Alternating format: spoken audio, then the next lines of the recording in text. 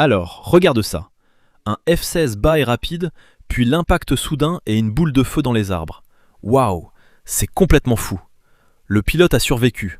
Enfin, de justesse. Tu regardes un F-16 qui vient d'apprendre à ses dépens que les arbres ne bronchent pas. Aujourd'hui, c'est le 17 août. Cet accident s'est produit le 12 août 2026 dans le nord-ouest de la Turquie, dans la province de Yalova. Un Fighting Falcon de l'armée de l'air turque, le Viper comme on devrait l'appeler, lors d'un vol d'entraînement frôle la cime des arbres. Le jet se disloque. Le pilote s'éjecte à la toute dernière seconde, s'en sort indemne, mais oui, l'avion, lui, ne s'en est pas sorti.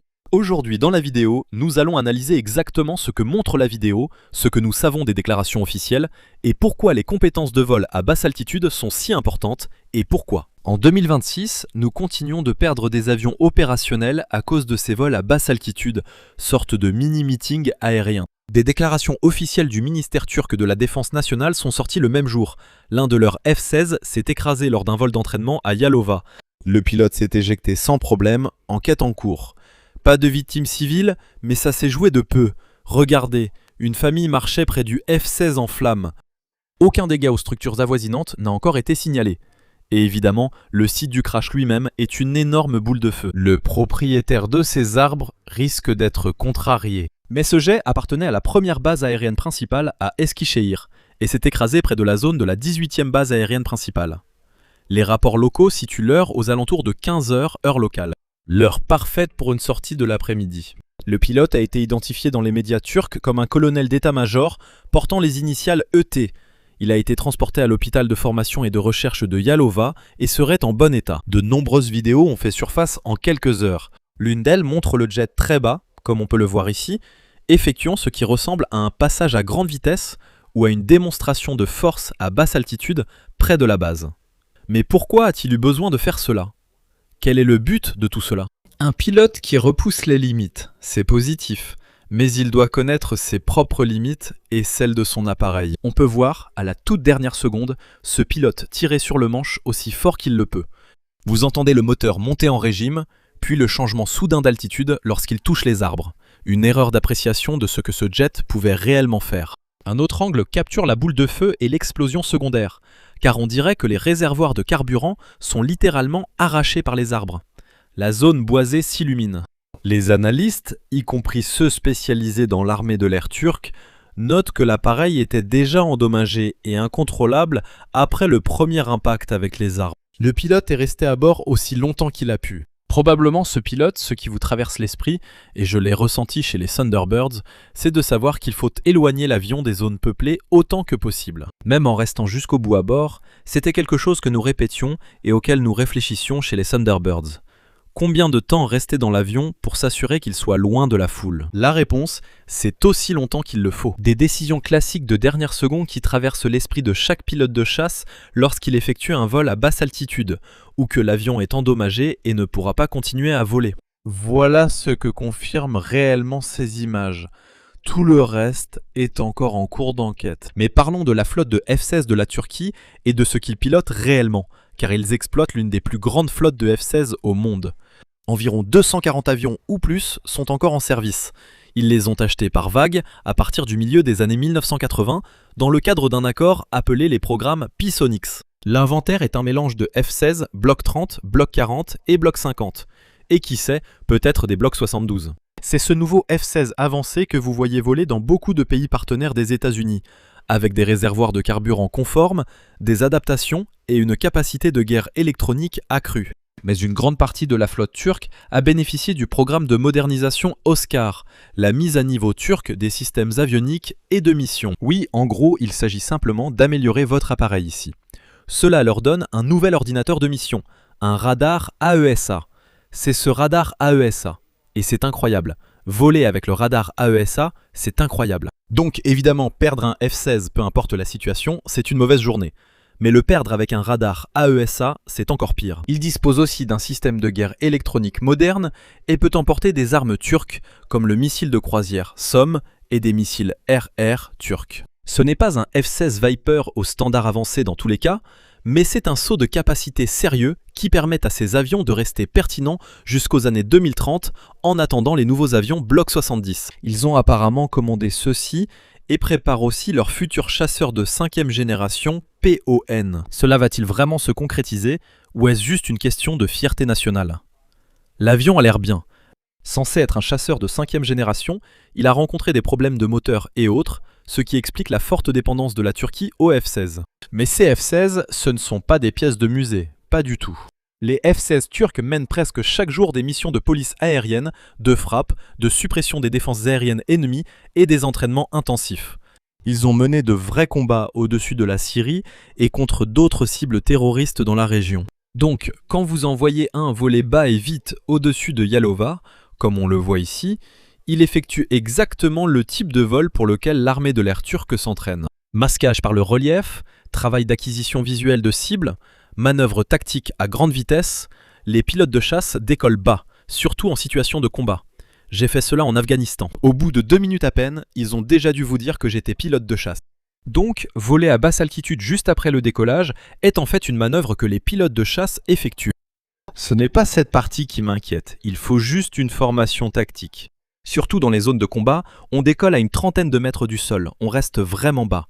Et on remonte à la dernière seconde une fois qu'on a assez de vitesse pour manœuvrer et éviter une attaque de missiles sol-air portable. Donc le vol à basse altitude, c'est vraiment de la précision pure. Et il y a si peu de marge d'erreur ici. Surtout à 15, à 30 mètres d'altitude, probablement à plus de 400. Et ta fenêtre de réaction se mesure en fractions de seconde. J'ai entendu une histoire d'un autre pilote de chasse. Il volait très bas, vers 30 mètres, et franchissait le mur du son. Et puis quand le jet a ralenti en dessous de cette barrière supersonique, ça a un peu poussé le pilote vers l'avant. Et en le poussant vers l'avant, ça a aussi poussé sa main vers l'avant. Et jusqu'à ce que le jet pite du nez et descende à environ 3 mètres au-dessus du sol du désert. Et ce pilote a dit que dès qu'il a pu, il a redressé l'appareil. Mais tout se passait tellement vite, donc une légère erreur d'appréciation de l'altitude, une distraction momentanée, peut-être en entendant un autre appareil signaler. Vous savez, on ne connaît pas les circonstances exactes dans cette situation, mais juste une petite irrégularité du terrain qui n'était pas exactement ce à quoi vous vous attendiez pendant que vous étiez distrait par autre chose, c'est la raison pour laquelle le vol à basse altitude est si impitoyable. Parce que rappelez-vous, à ce moment-là, ce pilote peut regarder 10 choses différentes, regarder son écran. Il a peut-être eu ce qu'on appelle une fixation sur la cible, ou peut-être qu'il était en train de rejoindre son ailier. Encore une fois, nous ne connaissons pas les détails exacts expliquant pourquoi cette distraction s'est produite. Mais pour moi, cette vidéo porte les signes d'un pilote distrait qui n'est pas totalement sûr de sa trajectoire de vol. En aviation, vous m'avez sûrement déjà entendu dire piloter, naviguer, communiquer. Vous devez faire toutes ces choses exactement comme il faut pour éviter de mettre votre avion dans une situation comme celle-ci. Le F-16 est une véritable bête à basse altitude. Un rapport poussé-poids élevé, une excellente réactivité des commandes. Mais évidemment, il ne pardonne pas. Si cet appareil percute un arbre à 400 miles à l'heure, c'est un choc énorme. C'est presque comme heurter un mur d'acier. Les arbres ne sont pas aussi mous qu'on l'imagine à 400 miles à l'heure. Ils peuvent arracher les ailes, arracher les réservoirs externes, surtout la prise d'air, parce que la prise d'air du F-16 est juste là, en bas, exactement là où se trouvent ces arbres. Donc tous ces débris vont directement entrer dans la prise d'air elle-même, et les réservoirs vont carrément être arrachés. C'est incroyable que ce pilote ait réussi à voler un peu plus longtemps pour éloigner le jet des zones habitées avant de s'éjecter. C'est clairement une réussite. Si même des branches peuvent arracher les ailes, même des branches peuvent les arracher. Mauvaise journée pour un F-16. Et ça transforme un avion récupérable en boule de feu, au moins, vous savez, cette petite boule de feu en dessous. On dirait que les réservoirs ont été arrachés en quelques secondes. Mais ici, il faut noter que la séquence d'éjection a parfaitement fonctionné. Et la raison pour laquelle elle a parfaitement fonctionné, c'est grâce à l'ACS-2. C'est un siège éjectable de conception avancée. Il fait partie de la même famille de sièges éjectables utilisés dans les F-16, A-10, F-15 et de nombreux autres avions américains et alliés. La capacité 0,0, ce qui est énorme dans n'importe quelle situation, mais cela signifie 0 vitesse, 0 altitude. Dans le monde réel, à grande vitesse et basse altitude, la synchronisation du siège éjectable est cruciale. Comme pilote de chasse, tirer sur ses poignets déclenche une série d'événements en moins d'1 seconde. La verrière est éjectée, les fusées du siège s'allument, le siège quitte l'appareil, un parachute de stabilisation le stabilise, puis le parachute principal se déploie. Aux vitesses et altitudes que l'on voit dans cette vidéo de Yalova, le pilote n'avait pratiquement aucune marge d'erreur. Un peu comme ce pilote qui s'est éjecté à Mountain Home d'un avion Thunderbird alors qu'il fonçait vers le sol. Ce pilote de chasse a en fait saisi les poignées du F-15 parce qu'ils étaient passés du F-15 au F-16. En tant que pilote de F-15, eux rejoignant les Thunderbirds, je me demandais toujours où étaient les poignées du siège éjectable, car c'est différent. Et dans le feu de l'action, tu pourrais t'en remettre à un réflexe appris qui ne fonctionne pas dans l'appareil dans lequel tu te trouves. À ce stade, si tu attends trop longtemps, si tu essaies de diriger ce jet trop longtemps, tu vas devoir rester à bord jusqu'à l'impact. Et évidemment, ce ne sera pas une bonne situation pour le pilote de chasse, mais cela pourrait être nécessaire s'il y a une zone de population civile juste au bout de la piste. C'est exactement la décision pour laquelle chaque pilote de chasse s'entraîne et que chacun espère ne jamais avoir à prendre. Mais le fait que ce pilote de chasse s'en soit sorti indemne est à mettre au crédit à la fois du siège et du pilote de chasse qui le pilotait. La décision de voler si bas et de frôler les arbres fera l'objet d'une enquête complète. Ce n'est clairement pas idéal ni souhaité. Si vous n'êtes pas en combat, gardez-vous quelques mètres de marge pour papa et maman. C'est ce qu'on dit toujours. Quelques nœuds de plus et quelques mètres d'altitude en plus pour papa et maman. Il vaut mieux être haut et rapide que bas et lent. Dans cette situation, il y a des arbres que vous risquez de frôler si vous arrivez trop bas. Observons la séquence avec les images disponibles. Le jet est déjà bas et le bruit du moteur semble relativement continu. Relativement stable au départ, aucune panne moteur ou décrochage du compresseur. Mais à ce moment-là, on entend le bruit du moteur dont le son commence à monter. Donc je pense qu'il s'agissait d'un pilote distrait qui ne faisait pas forcément attention aux arbres juste devant lui. Il ne semble pas y avoir de panne de moteur évidente, ni de décrochage du compresseur. L'avion semble être dans une inclinaison légère, un léger virage, peut-être en train de tourner légèrement vers la gauche. À ce moment, le pilote de chasse réalise qu'il est trop bas pour survoler la zone la plus dense d'arbres, située juste après la piste. Et puis tout d'un coup, boum, le jet percute les arbres, plusieurs morceaux de débris, du métal, des morceaux du jet, les arbres, évidemment, on peut voir juste là qu'ils sont complètement arrachés du sommet. Et ensuite, l'appareil s'écrase. On peut voir ce qui ressemble à du carburant qui gicle aussi au sommet. Et on peut voir ce qui ressemble à du carburant qui jaillit du haut des arbres. Donc, quand ça percute et que ça s'étend vers l'extérieur, c'est comme une grande giclée de carburant d'avion. Une partie de ce carburant d'avion va évidemment s'enflammer à cause des étincelles provoquées par le jet percutant ces arbres. Donc cela correspond à ce que j'appellerais une collision avec le relief sans perte de contrôle, ce qui coûte la vie à beaucoup de pilotes de chasse. Tragiquement, cette famille juste là, elle est juste à côté de la boule de feu. C'est un miracle qu'il ne leur soit rien arrivé, alors que le jet poursuit sa trajectoire et que le pilote va s'éjecter. Qui sait vraiment ce qui s'est passé ici ? Il pourrait y avoir des rapports faisant état d'une possible défaillance mécanique, mais cela ne me semble pas évident. L'enquête examinera-t-elle une erreur de pilote ? Évidemment, à ce stade, ce ne sont que des suppositions et il faut une enquête officielle.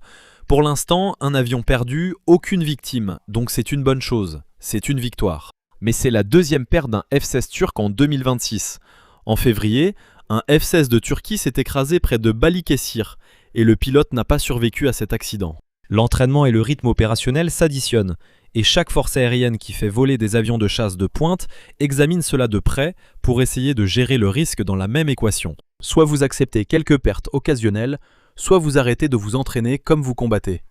Il faut choisir de continuer à se battre au tout premier plan.